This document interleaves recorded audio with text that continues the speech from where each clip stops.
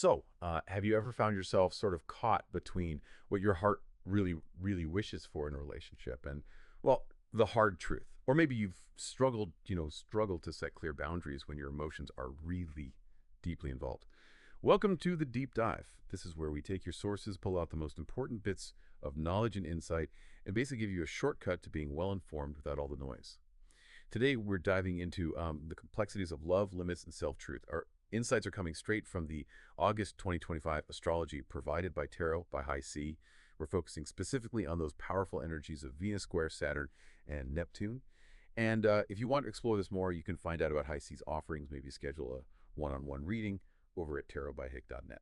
So our mission today is to help you understand this astrological forecast for August 2025, particularly how it might impact your relationships and your sense of self.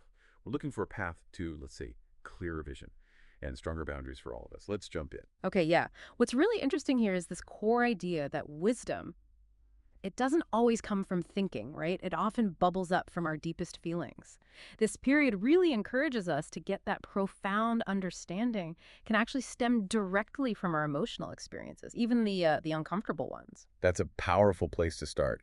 And the source suggests that during this time, that longing for comfort, it might be particularly hard to satisfy. It's almost like the universe is kind of prompting a necessary confrontation, facing what we've been avoiding, maybe, urging us to peel back layers of comfortable illusion to reveal the pulsing truth beneath. Wow, that sounds less like a gentle nudge. Oh, definitely. More like a necessary awakening, like you said. And when you connect that to the bigger picture, it really speaks to facing these necessary endings that will inevitably birth new beginnings. The main guidance here is really about navigating by your inner compass, not just wishful thinking. It's about being grounded in what's real, even if that reality isn't quite what you hoped for initially. It's like building on solid ground versus Shifting sands. Yeah, I get that. Okay, so building on that idea, confronting uncomfortable truths.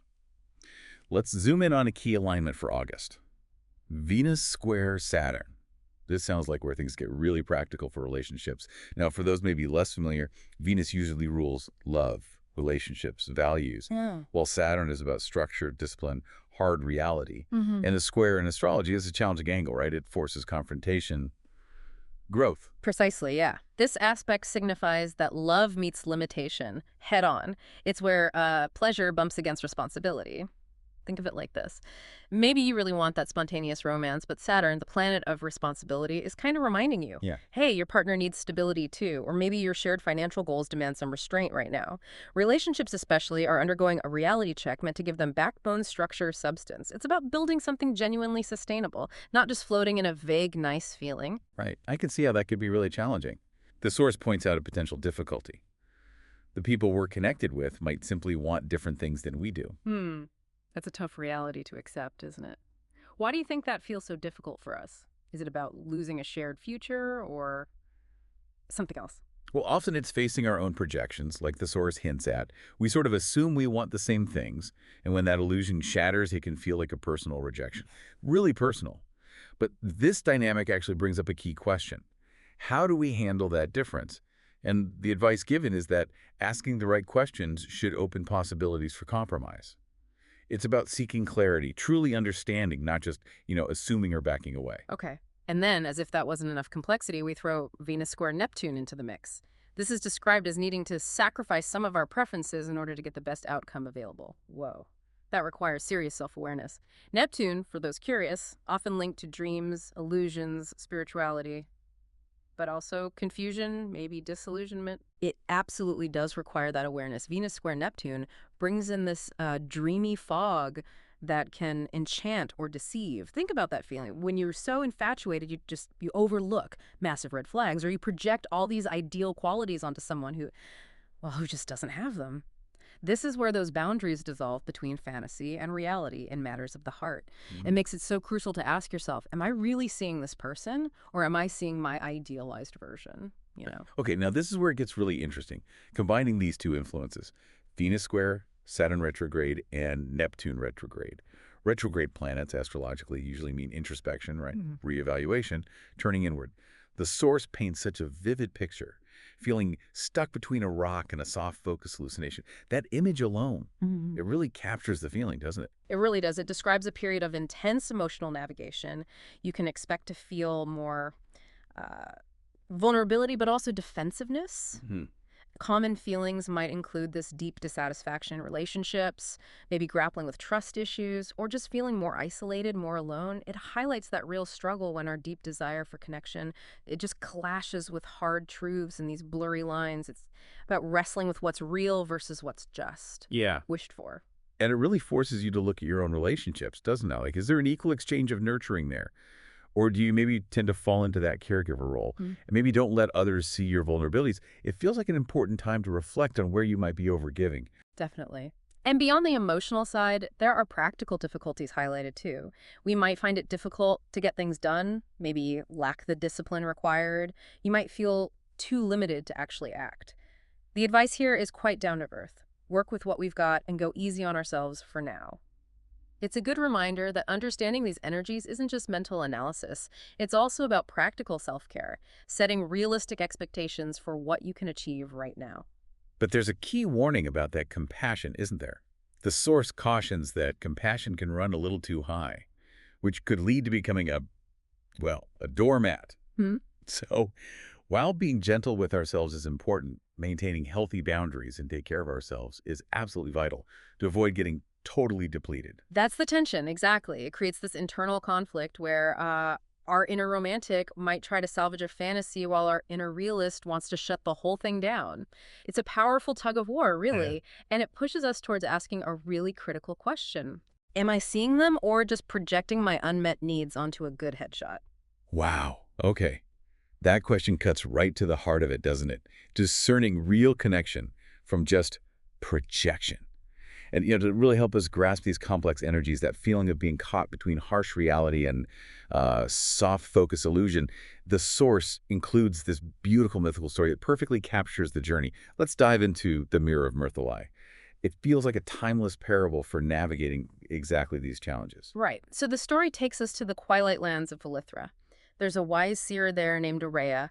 Her heart, it said, bore the mark of both Venus and Saturn. So she had both deep love and this grounded grasp of reality. She was revered for her wisdom, maybe even feared for her ability to pierce illusions, but even she wasn't immune to enchantment. Oh, okay.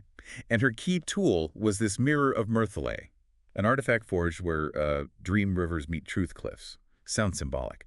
This mirror was described as a gift and a curse because it revealed not what one wished to see, but what truly was. The soul beneath the mask, the longing behind the gesture, the fracture behind the smile. That sounds exactly like the Venus-Saturn reality check we talked about, forcing you to see the truth. It really does. So one day, this stranger named Alien arrives. He has a voice like music, eyes deep as storm clouds, carries tales of adventure, poetry, and he captivates Aureya, who'd lived mostly in solitude. She finds herself caught in a trance, half in wonder, half in warning, which sounds a lot like how Venus square Neptune can make us feel, right? Enchanted, yet uncertain. Definitely. Their connection deepens. It's described as passion woven with silence, their nights tangles in dreams and doubts. And the gods are watching because this is a prophesied time. The convergence of the veiled heart when Venus squared Saturn and Neptune blinked inward. So the story is clearly mirroring the astrology for August 2025 directly. Absolutely. And as the mists of longing thicken and maybe their connection felt a bit more brittle, Aureya, she's wrestling with that internal conflict we discussed. Romantic desires versus inner realist. So she turns to the mirror with a crucial And question. she asks it, am I loving him or the image I've woven from my ache? Hmm. That is such a profound question. It perfectly echoes what we were saying earlier about projecting unmet needs onto someone else. And the mirror, it shimmers. It reveals Elion as he truly was. Not cruel, not false, but different. His soul was shaped for the horizon, not the hearth. He desired not home, but movement, not roots, but wind. So it revealed his true nature, which just didn't line up with Aureya's projections, her desires for stability. A powerful example of what happens when, people want different things. Wow. But the mirror wasn't finished, was it? It also showed Aureya herself, not as the wise seer, but as the ever-giving one, the nurturer, who offered care without ever asking to be held in return. There's that caregiver role we mentioned, clearly revealed, highlighting her own issues with boundaries, perhaps. Exactly. That night, the gods sent her these paradox dreams. They lead Aureya to perform a powerful ritual. She burns rose petals and yarrow, places lepidolite, a calming stone, beneath her tongue, and whispers, I will not be a dream to someone who does not dream of me. Hmm. Which really shows the strength in embracing your own truth, right, and setting Yeah. that vital boundary. Beautiful. And so they part ways, not in rage nor ruin, but with a blessing whispered in fog. He rode off into the dusk, and she walked into the temple of herself. That's such a powerful image of self-reclamation. It reminds us that sometimes the healthiest ending is the one that lets us fully step into our own power. hmm And the story says that even now, each time someone asks the Mirror of Mirthalei whether they are loving a soul or a shadow, Aureya's spirit leans close, listens, ready to remind them that real love does not dissolve us, it gives us shape. What a line. It really is. So bringing this all together, what does it mean for us right now? This deep dive into August 2025's astrology and Aureya's story. They both seem to underscore the huge power of seeing clearly in relationships, accepting limitations, honoring your own truth. Instead of just clinging to fantasy or projections, it feels like it's about building relationships that are actually real, not just reflections of what we want them to be. Absolutely. If we connect this back to the bigger picture, both the astrology and this ancient tale really highlight how crucial self-awareness and healthy boundaries are, especially in matters of the heart.